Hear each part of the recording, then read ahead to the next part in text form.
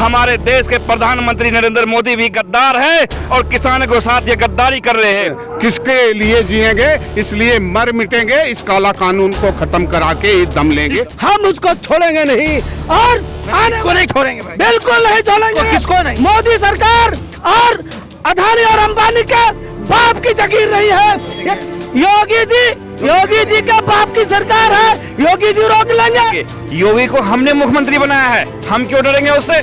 जनता ने उसे चुना था और जनता ही जो है उसको उखाड़ के फेंकेगा। क्यों डरेंगे हम मोदी जी से?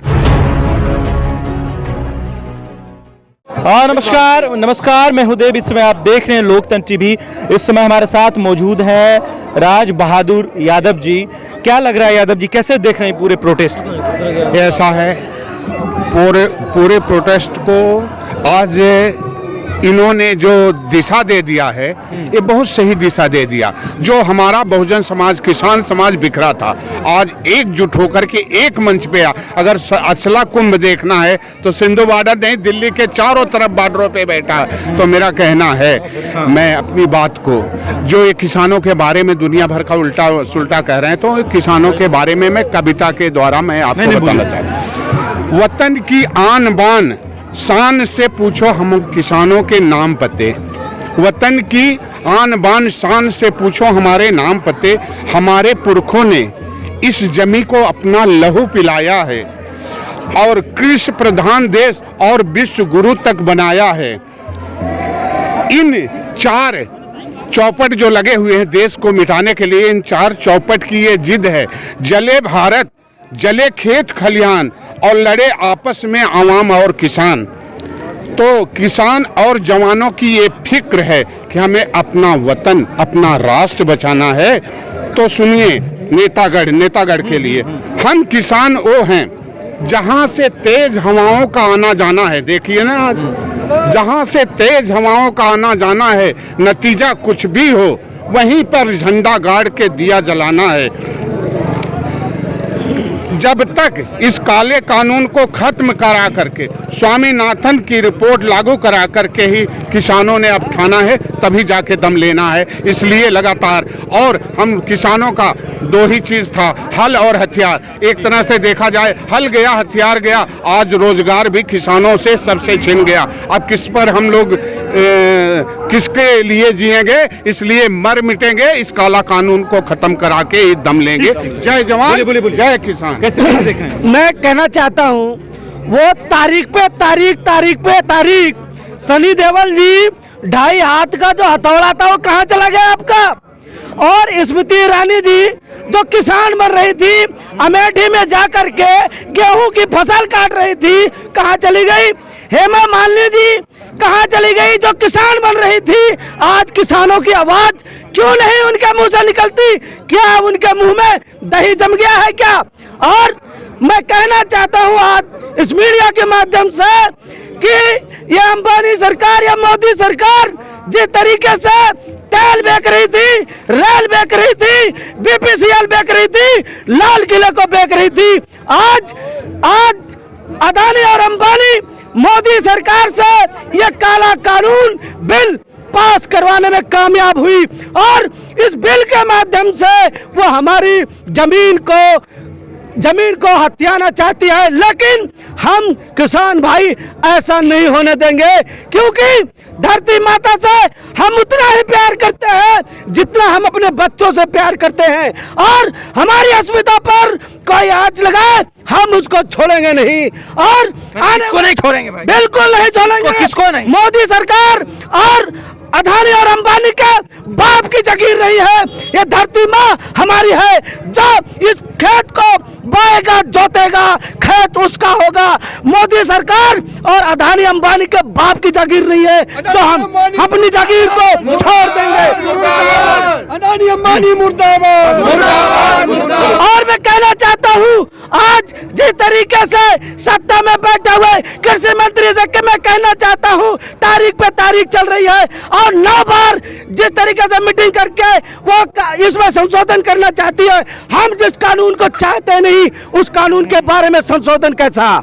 हम इस काले कानून को नहीं मानते। हमें यह कानून चाहिए नहीं। और जब हम खेती खुद करते हैं और हमें एमएसपी पे दिया दिया ही नहीं जा रहा है। आज उत्तर प्रदेश के अंदर, उत्तर प्रदेश सुल्तानपुर से मैं आया हूँ, वहाँ पे धान की फसल जो 1460 रुपए कुंतल है वो 900 रुपए में खरीदी जा रही है। आप MSP पे कानून क्यों नहीं बनाते? आप काले कानून ला करके हमें घसीटना चाहते हो। हमारे माताएं बहने इस खुले आसमान के नीचे और इस ठंड में बैठे हुए हैं, आप मजे ले रहे हो एसी में, और इस तरीके से काले कानून को बिल्कुल भी लागू नहीं होने देंगे। 26 तारीख को जो रैली, ट्रैक्टर रैली निकाली जा रही है दिल्ली के लिए, उसको कैसे देखें? 26 तारीख को जो किसान आंदोलन ट्रैक्टर रैली निकाली जा रही, उत्तर प्रदेश से मैं खुद ट्रैक्टर रैली लेकर आऊंगा। उसके लिए योगी जी आने देंगे? योगी जी के बाप की सरकार है, योगी जी रोक लेंगे। अगर ये किसान अन्नदाता के रूप में पेट भरने का काम करता है और ये समाज ये हल और हथियार की कौम रही है, और जब हम लोगों ने धरती माता से अन्न उगा करके सबका पेट भरने का काम किया, और जब हमें जरूरत पड़ेगी तो हम उसको भी दिखाएंगे जो हम कहना नहीं चाहते। योगी जी से डर नहीं लगता है? अरे डर किस बात का? अरे वो कहते हैं तुम खालिस्तानी हो, पाकिस्तानी हो, फंडिंग हो रही है। अरे तुम्हारे बाप की जागीर है, तुम दे रहे हो। अगर इस तरीके की कोई व्यवस्था है तो तुम्हारे पास दुनिया भर की एजेंसियां हैं, जांच करवा लो। ये कह रहे हैं कि योगी जी से डर नहीं लगता? बिल्कुल नहीं डरना चाहिए। योगी जी से हम क्यों डरेंगे? योगी को हमने मुख्यमंत्री बनाया है, हम क्यों डरेंगे उससे? जनता ने उसे चुना था और जनता ही जो है उसको उखाड़ के फेंकेगा। क्यों डरेंगे हम मोदी जी से? मैं मोदी जी से भी कहना चाहता हूं, जब आप आए थे सत्ता में, हिंदू के नाम पे आए थे, किसान के नाम पे आए थे। आज आप उसी हिंदू और मुस्लिम को लड़ाने का काम कर रहे हो। आज देखो आप किसान और जवान को आपस में लड़ाने का काम कर रहे हो। हमने सोचा नहीं था कभी ऐसा प्रधानमंत्री भी हमारे देश में आएगा। हम फिल्मों में देखा करते थे जब प्रधानमंत्री और मंत्री गद्दार होते हैं, लेकिन आज हमें अपने आंखों से हकीकत में हम देख रहे हैं हमारे देश के प्रधानमंत्री नरेंद्र मोदी भी गद्दार है और किसानों के साथ ये गद्दारी कर रहे हैं। जब हमें काला कानून नहीं चाहिए तो आप क्यों दे रहे हो? आप कह रहे हो हमारे फायदे के लिए है, हम कहते हैं हमें आपका फायदा नहीं चाहिए।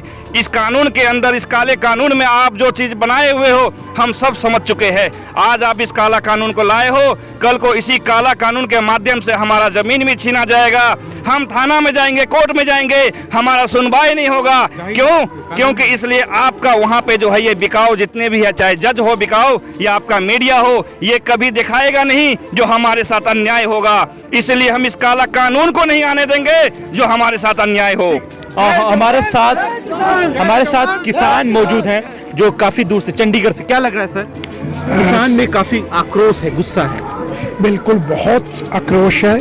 जैसे मेरे यूपी से किसान भाई ने बताया कि जो ये पूंजीपतियों को ये जैसे पहले गवर्नमेंट अदारे हैं जो सब इन्होंने बेच दिए हैं, वैसे ये अब जो किसान की ज़मीन है जो हमारे सारे देश का पेट भरता है, उसकी ज़मीनों को भी ये लोग प्राइवेट एजेंसियों को या पूंजीपतियों को देना चाह रहे हैं। ये मिट्टी को, देश की मिट्टी को बीमार करने जा रहे हैं। मैं ये कहता हूँ मोदी साहब, अगर ये मिट्टी अगर आपने पूंजीपतियों को दे दी तो इसको कोर्ट पड़ जाएगा। आप प्लीज़ ऐसा कदम ना उठाएं, इनकी भावनाओं को समझें। ये साफ दिल लोग हैं, पाक पवित्र लोग हैं, इनके ये देशभक्त लोग हैं। इनको आप कृपा करके इनकी जायज़ मंगे मांगने और ये लोगों को इंसाफ दो। आप देश के राजा हो, राजे का काम होता है जनता की हकों हकूक़ों की राखी करना।